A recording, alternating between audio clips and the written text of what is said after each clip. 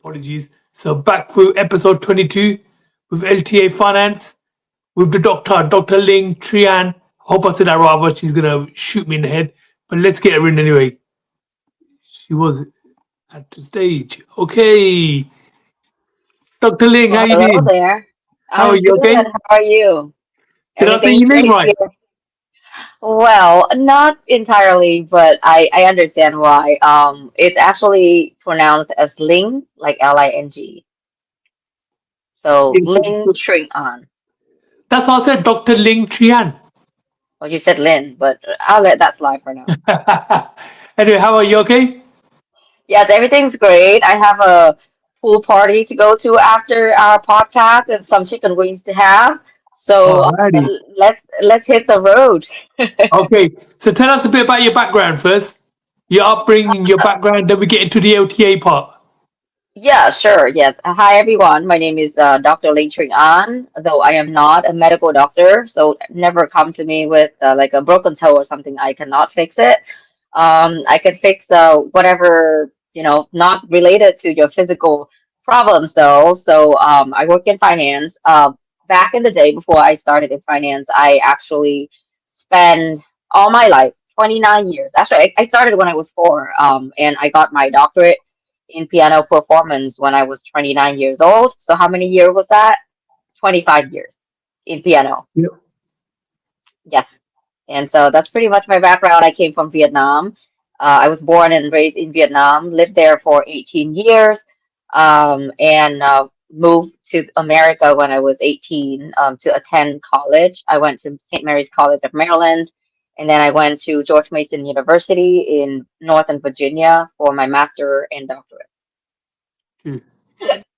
It's like with me as well. People always say, "Come back to India, live the dream out there. Why are you in the UK for?" I'm like, "Nah, I'm okay. Home is home for me now. It's too late now. Should have brought me up there in the first Hmm. place." Oh, I see. So you are from India? I'm from the north part of India, the Punjab. Okay, when did you move to the I'm UK? born in the UK. I'm born and raised in the Oh, UK. okay. But Okay. my parents came back in the 60s here in the Wow. UK. And then before, now, my parents were born, my father was born in 1950 in India. And then, but prior to that, my grandfather was here, but it's when they wanted teachers in the UK. So they got them from India. I see. Wow, very interesting. So you would be considered first generation in the UK, correct? No, my second. Because okay, wait, I forgot. F0 is when you first move. So am I first generation? Yes, I am first generation. You're right. You're Yeah. right. No, you're right. You're second generation. Yes, Uh-huh. I would be considered the first generation. Okay, doctor. So tell us a bit about what inspired you to start your finance company. Yes, sir. So a little bit about Money Umbrella LLC. Well, I first started in finance back in 2023, I believe. That was October 2023 was when I started. Now, when I first started, I didn't know anything. I mean, what I was just exactly like everybody who's living in America right now, pretty lost, uneducated, and Yeah. honestly, pretty reckless with my money because, I grew up pretty comfortably in Vietnam. I never had to think about budgeting or money or saving or future planning. Like, what was that? None of that was actually in my vocabulary. Sure. And so, yeah, I was just out there, spending my father's money and having fun. But back in 2023, God actually led me to finance. I mean, I don't know how that happened or why it happened, but literally, God just knocked on my door one day in the form of this one person that reached out to me on LinkedIn. And I was a stay-at-home mom, so I wasn't really doing anything with my life anyway, besides taking care of my baby. So that's when I decided, hey man, I'm nobody right now. I'm not doing anything purposeful in life, so why not just give this a chance? And it's personal finance, so I So can get to. who knocked on your door? Are you allowed to say? I'm sorry, Are you allowed to say who knocked on your door? I can't say that one more time. A So little slower. you said somebody knocked on your door. Yes. Oh, it was just this lady who was well established in her in my previous company. I was with another company when I first started in finance. Okay, But yeah, she just reached out to me on LinkedIn and she wanted to bring me on her team and she decided to train me in person and everything. So that's how I started. brilliant. And then what did that lead to? Well, that led to an eye-opening experience in finance. So first and foremost, I started seeing, the importance of having a plan in Yeah, finance, right? Like if you want to go anywhere, you need to have a goal. You set of up a course. goal, you find a timeline, you choose a deadline where when you want to hit that goal, and then you have a plan. And Yeah, so I am the person who would make you think about your goal first and foremost. yeah. And then we would decide what deadline to give you. And then I would be the person who implement the plan and choose the vehicle to go with. Okay, can you walk us through what risk management and finances? Because I haven't got a Scooby. Yeah, absolutely. So are you asking the technical question about risk management, or are you asking the question that, In general, just break it down in layman's terms. okay, so What, risk what is management. risk management and finance? Yes, yes, yes. Thank you. So risk management, it include everything that protect you when anything happen with your life unexpectedly, right? So boring technical terms, it's term life insurance, it's disability life insurance. I mean disability insurance, aka income protection. It's long-term care insurance and a whole range of other type of insurance solution as well. Now, I understand the word insurance kind of turned people off. Yeah, If you have some people leaving right now, I wouldn't be surprised. Um, but the fact is, it is whatever it is. It is risk management, and it protects you from unforeseen circumstances. So when you're too sick to work, that's when income protection kicks in to make sure that your family survives. If you okay. are diagnosed with let's say you have a terminal, chronic, or critical illness, then a portion of your life insurance death benefit can also be used to cover your bills, whatever it is. Just make sure Yeah, that you don't go too crazy about it because it could be a lot of money, but yeah. it does not mean for you to go out there and buy a Corvette. Please do not do that. Okay, what's a typical day for a risk management Wow, advisor? I'm glad somebody asked that. You want to zoom into the daily chaos of Yeah, Dr. Ling's daily living. Okay, so my day usually start around 6. Well, it's pretty much when God wakes me up because I don't really use an alarm. My body just wakes up around 6 or 6:30 brilliant. a.m. And the first thing I do usually is check LinkedIn. I am very loud on LinkedIn. I write a lot on LinkedIn, and that's where you're gonna see a lot of my educational posts on LinkedIn about finance. So I spend about the first few hours, about like 3 to 4 hours, responding to comments, reading posts, engaging with people, with meaningfully. It's a lot more than just scrolling. It's a lot of work Yeah, to really focus on building a presence. So I would go into like my activity log. I would make sure that I didn't miss anybody who engaged with my post, and then I would go on their profile and return the favor. Because everybody wants to be seen. of course, I it's just all want about people to feel networking, isn't it? exactly. Yes, it's all about networking. Now after that, around 10 a.m. is when I finally force myself to get out of bed. I work from bed a lot because I'm always on LinkedIn. But I mean, I need a whole hour. Like my first meeting usually start at 11 a.m., but Oh, I have okay. to wake up at 10 a.m. because let's be real, I didn't wake up like this. It takes a lot to keep this up, okay? True. All right. So let's not go too deep into that. You don't want to see me at the pool. But anyway, so my client meeting is usually around 11 a.m., mostly over Zoom. Now, if I have any gaps, I use that time to do like basic survival things, like eating or drinking water.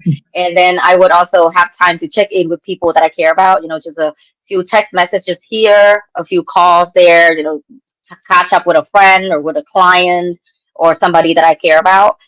So that would end around 5 p.m. So my day started 11 a.m. and end at 5 p.m. that's the beauty of Yeah. owning your own company. Nobody is there to make sure that you have to work, or like if you're not allowed to like do like shenanigans when you're working. Nobody is there So, to so you manage. so you mastered delegation as well. You can delegate work as well, can't you? I'm really good at multitasking. Yes, thank you for Excellent. asking. So yeah, after 5 a.m. is my time to, present time. So call my daughter, unwinding with my friends, maybe throw in a little bit bourbon here and there, and just have a lot of laughter.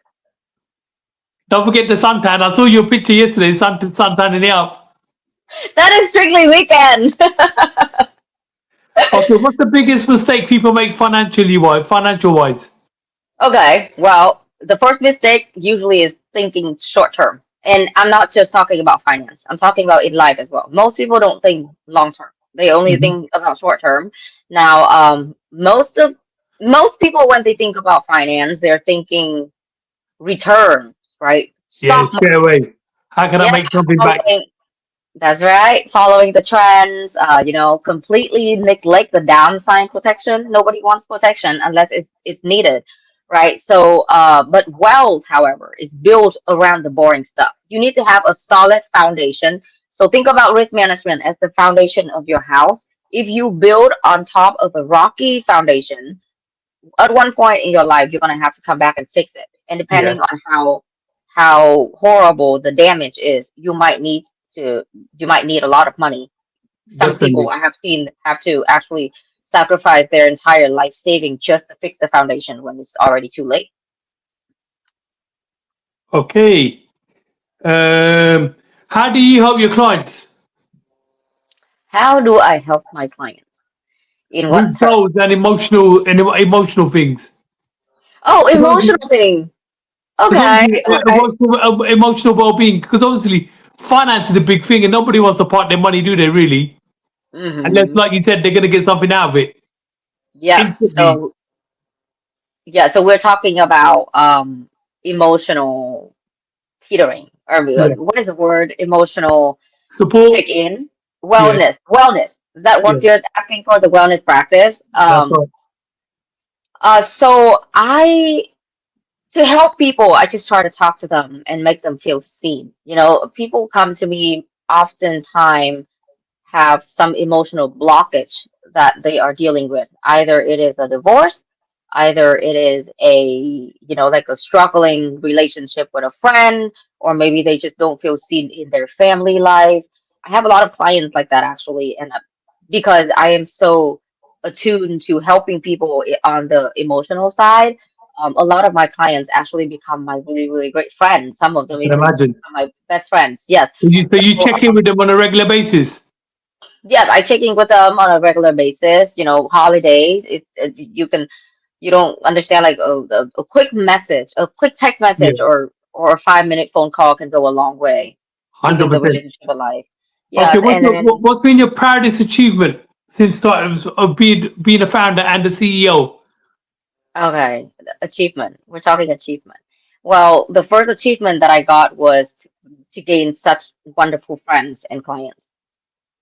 That's my number one goal. Like to be able to help people with their emotional blockages, um, it means more to me than the money that comes with it, to be Yeah, I honest. can imagine. Yeah. So, you know, my purpose in life is to impact people, and it's not just about finance because of the, multi-dimensions that I actually operate in. Hmm. Um, but yeah, outside of finance, I write a lot on LinkedIn. I want to teach the principle not only just about finance, but also about life and how to fix their relationship, how to fix themselves, and how to see themselves um, as an individual, not for the things that they do. You know, Okay, so for me, when somebody reads all of that chaos that I put on LinkedIn, emotionally, the feel good financially, factor, isn't it? uh, shenanigans, Yeah, but when a person reach out to me on DMs, like on LinkedIn, because they read my post, not necessarily to buy, but just to ask me for advices and to learn, that means more to me than getting paid. And I think that is the most success that I have had ever since brilliant. I started. Okay, why is mental health important to you? Because you dwell on that a lot, don't you? You touch on that a lot. Yeah, yeah, absolutely. So mental Mental health and health, stress and managing stress. Absolutely, yes. So I truly believe that mental health, number one, is the blind spot. It's the blind spot most new business owners don't see coming, right? I actually have a post dropping that tomorrow, actually, about mental health. But here's my principle: you have to explore who you are before you try to become somebody, right? You Yeah. learn your own core before you try to influence anybody else. So that's why a lot of people struggle with like finding their brand voice when they are a business owner. For me, it's mostly because they don't even know who they are and what they want to do in life just yet. So if you're lost, like I don't know what my purpose is in life, how am I going to have a brand voice? How am I going to have a voice to begin with? You see what I mean? Yeah. So I'm being a little bit how many silly. people actually work for money? How many people work for Money Umbrella? I'm sorry? How many people work for Money Umbrella, or are you just a one man show? I am a woman show. Thank you very So much. one woman show. Sorry. Yes, and I am happy with that right now. I don't want to babysit anybody or bring anybody on my team just yet. Okay. Um. Well, what did I ask you? I asked you about the managing stress. Okay. Do you believe financial stress is a major contributor to mental health struggles? 100%. There's no doubt Massive. about that. Definitely. Yeah, it's massive. I mean, I have broken down more times than I could count and almost got lost 3 times, but that'll be for another interview. But yeah, let me just say that if your mental health is not taken care of, your physical health will go to the drain as well, and then soon you are going to lose yourself, and Breakdown. yeah, you're going to break down, and shit will hit the fan. Okay. How do you help clients balance financial goals with emotional well being? Well, fix the finance first. If they are on a good standing with finance, then we have more time to actually think about their mental problems, right? You free Yeah. up money, you get a budget, then you can set aside the budget to actually purchase things that will make you feel a little bit happier, like therapy or Yeah. I use ChatGPT. ChatGPT is my personal therapist, day in, day out. It's available 24/7. um, but yeah, you need to fix the root of the problems, which is It's all about root cause. money. Money, yes, money and risk management. Okay, obviously, I've seen your stuff. You're a bit of a keen boxer. So how does fitness play into you? Well, to be honest with you, I do need to find a time or find a better routine for myself. I mean, I just dealt with a very big move of my life, just moved back to Northern Virginia and still trying to set things up right now and explore the options for a gym. So, pretty much just try to stay active with things that actually excite me. So it's not just boxing, it's kickboxing, it's strength training, squats, heavy lifting. If you have my Instagram, you understand what I Yeah. mean. But yeah, all the things that keep my blood pumping, that would be good. And also, yoga is also another piece of the puzzle. So, I started doing yoga back in COVID when everybody went crazy and gained like 20 pounds or something. I lost like 10 pounds because Wow. I, What, doing I taught yoga? myself. Yes, I am a very good yogi. Yes. I never understand how people lose weight doing yoga though. I can understand them breathing and everything and meditating, but losing weight Well, doing yoga. well, yoga, depending on the level that you're on and Oh, okay. depending on your instructor, if they Preferably. can really work you into sweating. One of my friends, actually, he's a lobbyist in Washington, D.C., but his name is James Richardson. He has a full library of pre-recorded sessions, so I just pop one of those on the Oh, computer, okay. and I just work with it whenever I find time. Okay, you talk about women empowerment a lot. Tell me about that. Women empowerment. What do you want to know about that? You gotta ask me a question. What does it look like on your day to day basis? On your day to day doing your job? Oh, just embrace my femininity. I mean, as you know, finance is a very male-dominated industry, Yeah, I can imagine. right? So we see a lot of testosterone around here. People, bragging about their numbers and bragging about this and that. But I truly believe that females are what missing in this Yeah. financial picture because we understand emotion. When we talk to a client who is having a hard day, the last thing that they want to talk about is numbers, right? And Mm. they always come with like, if they're already hurt and they come to complain about something or complain about their finance, you gotta dip into the emotional side of it. Like, why are you acting out? Why? Because most people actually have a mechanism to keep that inside and not to be inappropriate. But if they're acting out, it means that something deep down is not going okay. So the first question you should ask in that situation is, how are you feeling? Is there anything that I can do to make you feel better? And that It's I the think simple things. that is what I think embedded within every single woman on earth. Okay, and what advice do you give to women breaking into finance, into financial leadership roles? Just believe in yourself. Do not box yourself in traditional standards or expectation. Believe your intuition. We're women. We have very strong intuition. Okay, so listen to your instinct. Listen to what your heart tells you, and just go with it. Have the strength, seek out for help, not even just from your mentor, but also from other mentor, and find a female trainer.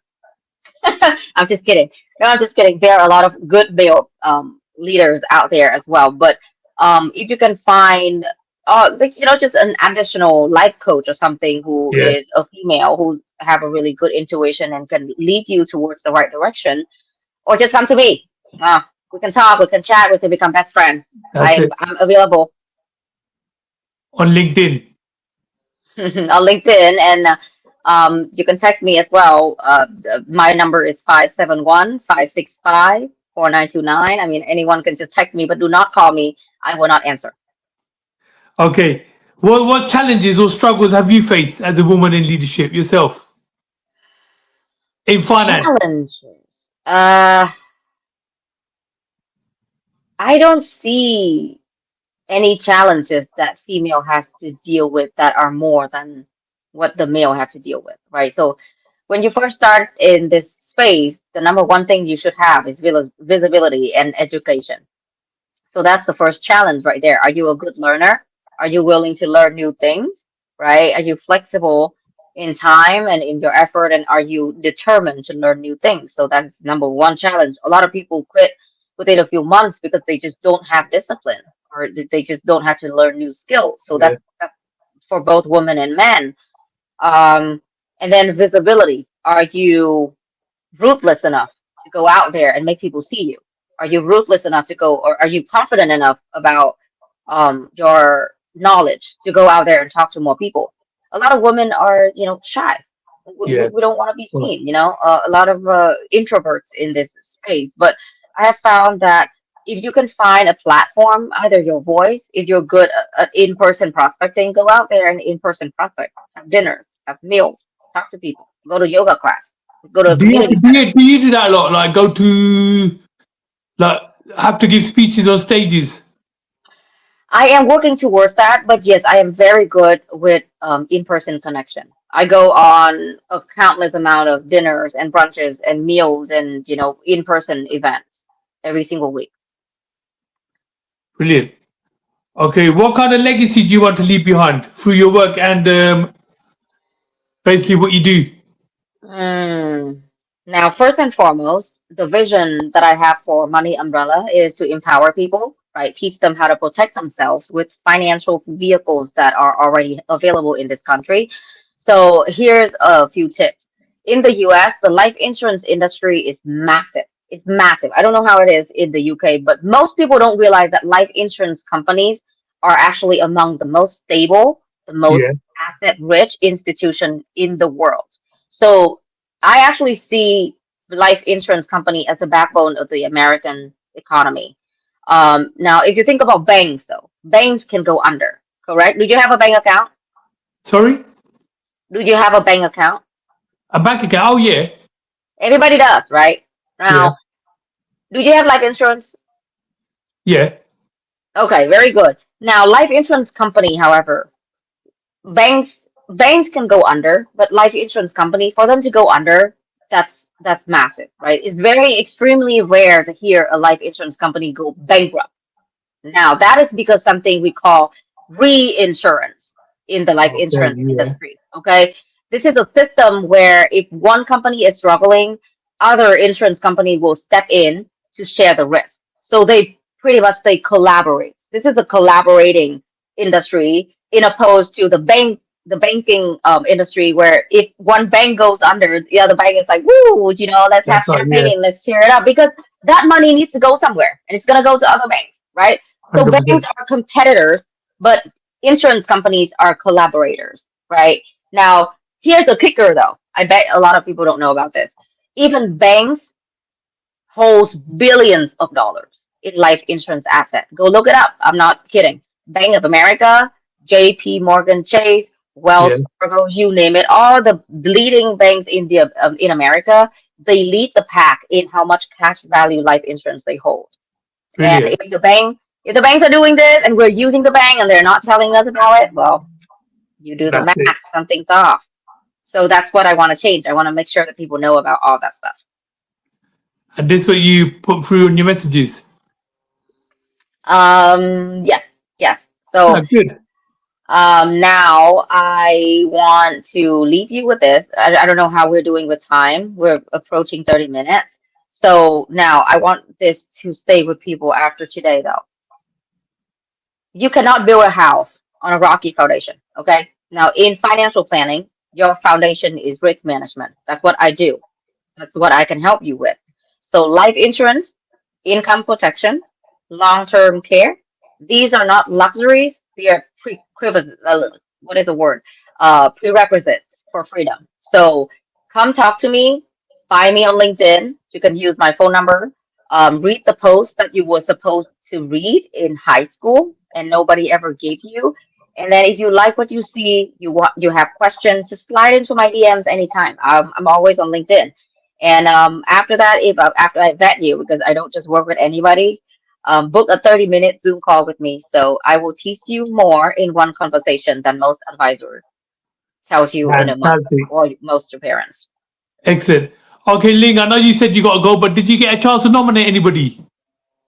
Oh, yes, there is this lady. You can find her on my LinkedIn as well. Her name is Christina Theo. Yeah, I will put in a word with her. She is a psychologist.